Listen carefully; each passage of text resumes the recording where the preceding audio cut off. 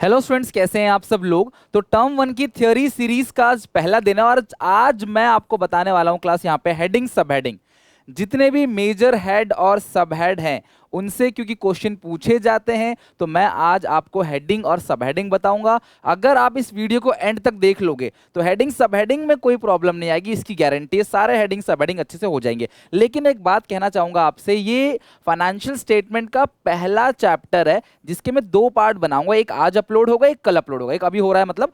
तो इसमें chapter one में पहला जो पार्ट होगा वो हेडिंग एंड सब हेडिंग का होगा। दूसरा जो रेस्ट जितने भी थियोरी हैं, लाइक फाइनेंशियल स्टेटमेंट्स के एनालिसिस हो गया, ऑब्जेक्टिव हो गया, टूल्स हो गए, क्या क्या होता है फाइनेंशियल स्टेटमेंट्स, ये सारी इंटरनल यूजर एक्सटर्नल यूजर, तो उसको भी जरूर देखना। तो आज मैं हेडिंग सब हेडिंग सारे कवर करा दूंगा आपको। इनके हेडिंग सब हेडिंग याद कर लेना। बैलेंस शीट का फॉर्मेट दिखाऊंगा आपको, प्रॉफिट एंड लॉस अकाउंट का फॉर्मेट दिखा के समझा भी दूंगा। तो चलो बिना देरी के स्टार्ट करते हैं। और थ्योरी सीरीज में चैप्टर वाइज थ्योरी होने वाला है, तो हर शाम को 7 बजे एक चैप्टर की थ्योरी अपलोड होगी। और आप सबकी रिक्वेस्ट पे सबसे पहले मैं थर्ड बुक से यानी कि एनालिसिस वाली बुक से शुरू कर रहा हूं, क्योंकि आप लोगों का प्रैक्टिकल है मे बी। ओके, तो चलो स्टार्ट करते हैं। सबसे पहला देखो, कुछ बातें जो हैं जो आप सबको अच्छे से लर्न रखनी है, अपने दिमाग में रखना है, वो ये है कि जो ये बैलेंस शीट आप पहले बनाते थे, आपको याद होगा अभी तक आप जो बैलेंस शीट बना रहे थे वो इस तरीके से टी फॉर्मेट में बना रहे थे। यानी कि इधर था लायबिलिटीज और इधर क्या था क्लास, एसेट।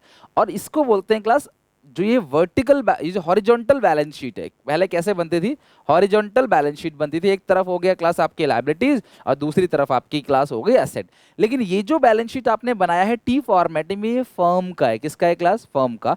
लेकिन कंपनी की बैलेंस शीट जो 2013 में क्लास कंपनीज एक्ट में क्लास मतलब बहुत सारे चेंजेस आए, अमेंडमेंट आए, उसके अकॉर्डिंग क्लास 2013 में इन्होंने प्रिस्क्राइब किया schedule third of part one of companies act 2013। उसके अकॉर्डिंग अब जो बैलेंस शीट बनेगी ना क्लास, वो वर्टिकल फॉर्मेट में बनेगा। ये आप सबको पता हो क्लास, एक तरफ लिखेंगे लायबिलिटी, उसी के नीचे क्लास क्या आ जाएगा, आपका एसेट आ जाएगा। तो सबसे पहले यहाँ पे पर्टिकुलर्स आता है, नोट्स टू अकाउंट्स यानी नोट नंबर, ये करंट ईयर है यानी ये वाला साल, और ये पिछला साल। कंपनी की बैलेंस शीट जब भी बनाई जाती है 2 ईयर का साथ में दिखाया जाता है, 2 पर्टिकुलर पीरियड का साथ में दिखाया जाता है, ताकि आप अपने इस साल की फिगर्स को पिछले साल के फिगर्स से कंपैरिजन कर सको। ओके, इसलिए तो यहां पे सबसे पहली चीज जो है वो है इक्विटी एंड लायबिलिटी। सबसे पहली चीज क्या है क्लास, इक्विटी एंड लायबिलिटी। पहले जो साइड का नाम होता था वो लायबिलिटी होता था, अब जो साइड का नाम है वो इक्विटी एंड लायबिलिटी है। इसके अंदर क्लास मेजर 4 हेड है, ध्यान रखना, इक्विटी एंड लायबिलिटी के मेजर 4 हेड है। और मैं एट द ये पूरा समझाने के बाद ना क्लास आपको देखो बहुत सारी हेडिंग सब हेडिंग, जो मेन हेडिंग सब हेडिंग है वो सारी भी आपको दिखाऊंगा। तो आप प्लीज जो है अच्छे से समझते चलो। सबसे पहला है share holder fund, share holder का पैसा। फिर है share application money pending allotment, आपने पब्लिक से एप्लीकेशन का तो पैसा ले लिया है लेकिन अलॉटमेंट नहीं करी शेयर, अभी अलॉटमेंट अगले साल होगा। नॉन करेंट लायबिलिटी और क्या है क्लास, करेंट लायबिलिटी। 12 महीने के अंदर पे कर देते हो तो करेंट लायबिलिटी, और 12 महीने के बाद पे करोगे तो non current liability. Share holder fund के अंदर 3 चीजें हैं, share capital, reserve and surplus and money receive against share warrant. Share warrant एक ऐसा टाइप का डॉक्यूमेंट है जो आपको मिल गया तो एक पर्टिकुलर टाइम बाद वो शेयर्स में कन्वर्ट हो जाएगा प्री डिटरमाइन प्राइस पे। जैसे मान लो आपको एक कूपन मिल गया, तो कूपन के अंदर 1000 शेयर है, तो आपको 3 महीने 4 महीने बाद वो 1000 शेयर आपको मिल जाएंगे, अभी नहीं बाद में मिलेगा आपको। Share capital, reserve and surplus, money receive against share warrant, फिर एप्लीकेशन मनी पेंडिंग अलॉटमेंट, इसमें कुछ नहीं है। देन नॉन करेंट लायबिलिटी, तो नॉन करेंट लायबिलिटी के अंदर क्या क्या आता है, लॉन्ग टर्म बोरोइंग, लंबे समय के लिए अगर आपने उधार लिया है। लॉन्ग टर्म बोरोइंग के अंदर आता है डिबेंचर्स, ध्यान रखना, डिबेंचर आएगा, लॉन्ग टर्म लोन आएगा लॉन्ग टर्म बोरोइंग के अंदर। और deferred tax net, deferred tax net का मतलब क्या होता है कि जब आपकी अकाउंटिंग इनकम ज्यादा हो आपकी टैक्सेबल इनकम से, तो उसे बोलते हैं deferred tax liability. Accounting income अलग होती है जो हम अकाउंट्स करके इनकम निकालते हैं, सरकार जो इनकम निकालती है इनकम टैक्स 1961 के रूल लगा के, आईटी एक्ट का रूल लगा, वो इनकम अलग होती है, टैक्सेबल इनकम, अकाउंटिंग इनकम। अगर अकाउंटिंग इनकम ज्यादा है तो क्लास जो टेम्पररी लायबिलिटी बनेगी उसे बोलते हैं डेफर्ड टैक्स लायबिलिटी। टैक्स हमें एक्स्ट्रा देना पड़ेगा सरकार को, तो वो हमारी लायबिलिटी है। बट इसके बारे में ज्यादा कुछ पूछेगा नहीं सिलेबस में, डोंट वरी, सीबीएसई ने साफ क्या रखा है, इसके बारे में कुछ हम पूछेंगे नहीं।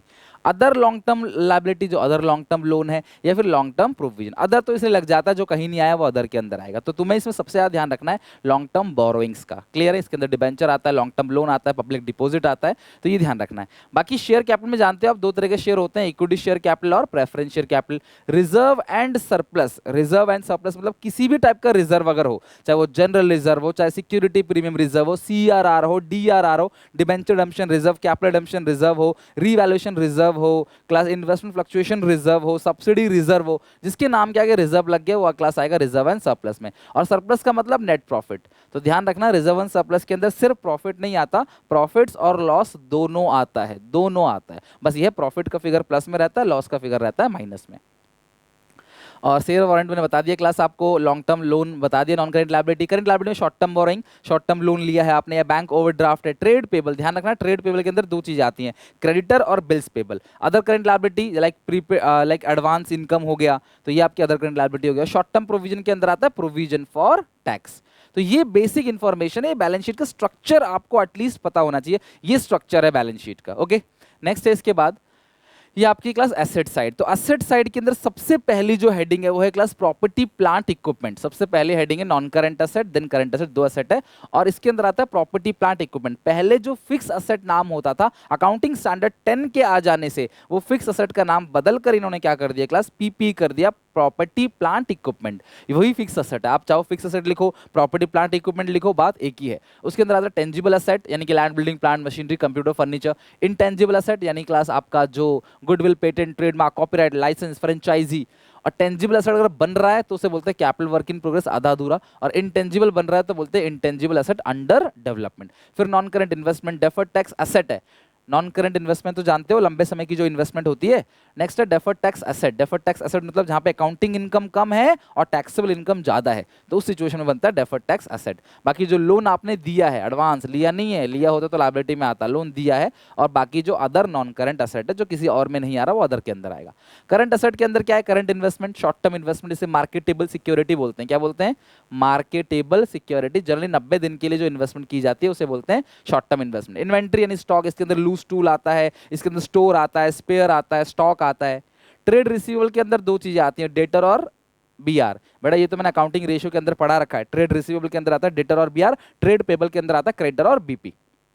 Cash and cash equivalent, cash balance इसके अंदर आता है, बैंक बैलेंस आ जाता है। शॉर्ट टर्म लोन एडवांसेस, अगर आपने किसी को 1 साल के लिए उधार दिया है, और अदर करंट एसेट के अंदर आ गया। प्रीपेड एक्सपेंस जो है या अक्रूड इनकम जो है वो अदर करंट एसेट के अंदर आ जाता है। तो बेटा ये है क्लास एक नॉर्मल बैलेंस शीट का format as per class schedule 3 part 1 of Indian companies act 2013। Balance sheet का फॉर्मेट वर्टिकल बनेगा, पहले आएगा लायबिलिटी लाइन बाय लाइन, फिर आएगा एसेट, और लायबिलिटी और एसेट दोनों क्या होंगी क्लास, बराबर होंगी। तो ये कुछ मैंने आइडिया दे दिया आपको कि यार बैलेंस शीट इस तरीके से बनती है। अब आते हैं प्रॉफिट एंड लॉस अकाउंट पे। आपने 11th क्लास में जो पीएनएल बनाया था बेटा, वो पीएनएल फर्म का था ना कि कंपनी का। लेकिन अब जो आप पढ़ रहे हो PNL account, schedule 3 of Indian companies act 2013 ने प्रिस्क्राइब किया है कि यार इस तरीके से आपको स्टेटमेंट ऑफ पीएनएल बनाना है। तो सबसे पहले क्या आएगा, पर्टिकुलर, फिर आएगा नोट्स, कोई डिटेल लिखनी हो तो, फिर करंट ईयर, और ये क्या है क्लास, प्रीवियस ईयर। तो सबसे पहले इसके अंदर आता है रेवेन्यू फ्रॉम ऑपरेशन। इसका पुराना नाम था नेट सेल्स, लेकिन अब नाम क्या कर दिया इसका, रेवेन्यू फ्रॉम ऑपरेशन। तो यानी कि जो सेल आप करते हो उससे जो पैसा मिलता है माइनस रिटर्न, अगर कोई वापस गया तो उसे माइनस कर दो, जो आएगा वो रेवेन्यू फ्रॉम ऑपरेशन। इसे आप ऑपरेटिंग इनकम कह सकते हो कि हमारे बिजनेस का ऑपरेटिंग इनकम है। नेक्स्ट है क्लास रेवेन्यू फ्रॉम ऑपरेशन के अंदर आप ऐड करोगे अदर इनकम। अगर आपको कोई इंटरेस्ट मिला, कोई डिविडेंड मिला, कोई gain on sale of asset है, कोई इंश्योरेंस क्लेम मिला है, तो वो अदर इनकम है। इन दोनों को आप जोड़ोगे तो आएगा total revenue. Revenue from operation plus other income, total revenue. फिर एक एक्सपेंस की लिस्ट तैयार की है मैंने, ये सारे खर्चे हैं, जैसे कॉस्ट ऑफ मटेरियल, कि आपने जो भी मटेरियल खरीदा उसे कॉस्ट कितना है, आपने स्टॉक कितना खरीदा है, opening minus closing, change in inventory मतलब opening minus closing, work in progress, जो भी स्टॉक में आधा अधूरा बन के रेडी नहीं हुआ है, आधा अधूरा बना हुआ है स्टॉक, एम्प्लॉय को वेज दे रहे हो, सैलरी दे रहे हो, इंश्योरेंस दे रहे हो एम्प्लॉय को, एम्प्लॉय के बेनिफिट पे कोई भी खर्चा किया। फाइनेंस कॉस्ट का मतलब होता है इंटरेस्ट, कोई भी आप ब्याज भर रहे हो। डेप्रिसिएशन टेंजिबल पे लगता है और इंटेंजिबल पे लगता है अमोर्टाइजेशन, उसका खर्चा। और कोई भी अदर एक्सपेंस जो इनमें कहीं नहीं आया वो अदर में आ जाएगा। सारे एक्सपेंस की लिस्ट को ऐड करोगे, आएगा टोटल एक्सपेंस।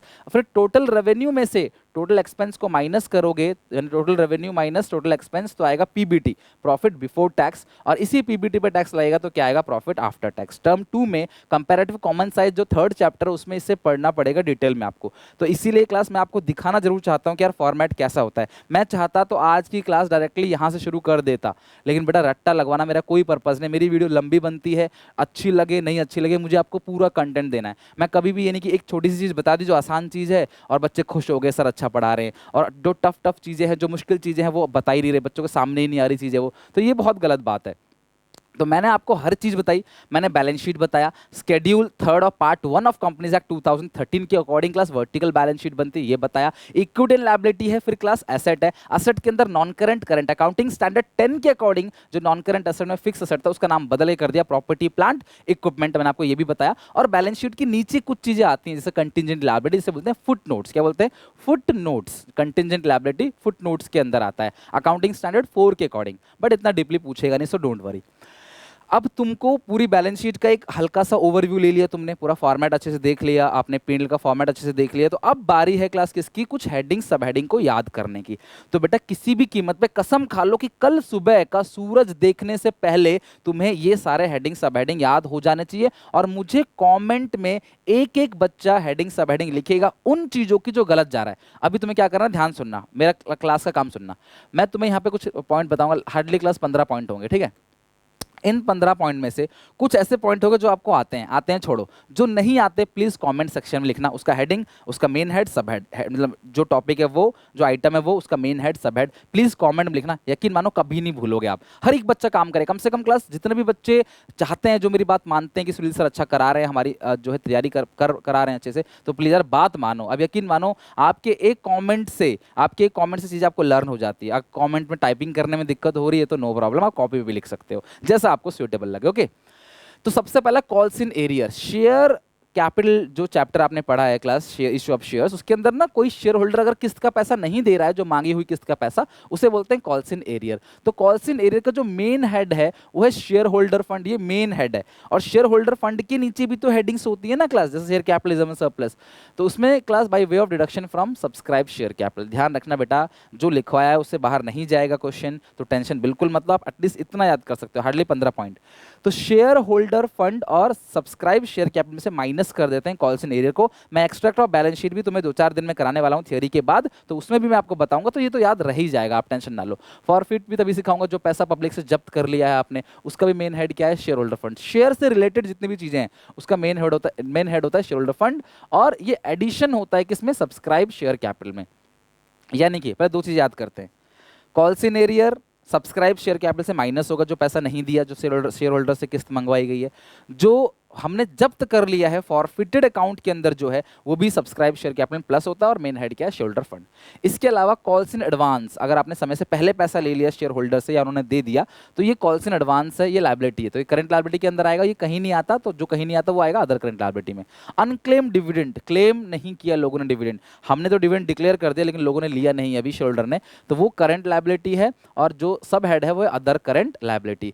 डिबेंचर हो, लोन हो, पब्लिक डिपॉजिट हो, लॉन्ग टर्म लोन हो, ये सारी चीजें जो हैं वो non current liability main head होगा, और सब हेड क्या है क्लास? Long term borrowing. ध्यान रखना, कोई भी लोन हो लॉन्ग टर्म का, non current liability main head है और सब हेड क्या है? Long term borrowings. कोई भी रिजर्व हो, सब्सिडी रिजर्व हो, जनरल रिजर्व हो, एसपीआर हो, डीआरआर हो, सीआरआर हो, सिक्योरिटी, कोई भी एसपीआर हो, कोई भी रिजर्व हो, कोई भी रिजर्व, बस नाम क्या है, रिजर्व लग गया ना, तो शेयर होल्डर फंड के अंदर आएगा, और मेन हेड क्या है? सॉरी, सब हेड है reserve and surplus, main head है शेयर होल्डर फंड, क्योंकि शेयर होल्डर फंड के अंदर आता है share capital, reserve and surplus. तो जो रिजर्व एंड सरप्लस है ये सब हेड है, और main head reserve and surplus का भी जो हेड है वो हो गया शेयर होल्डर फंड। जैसे मेन हेड सब हेड उसमें नहीं करते नोट मेकिंग में, जो आप बनाते हो ना इंग्लिश में नोट मेकिंग, उसमें भी करते हो आप, वैसा ही है।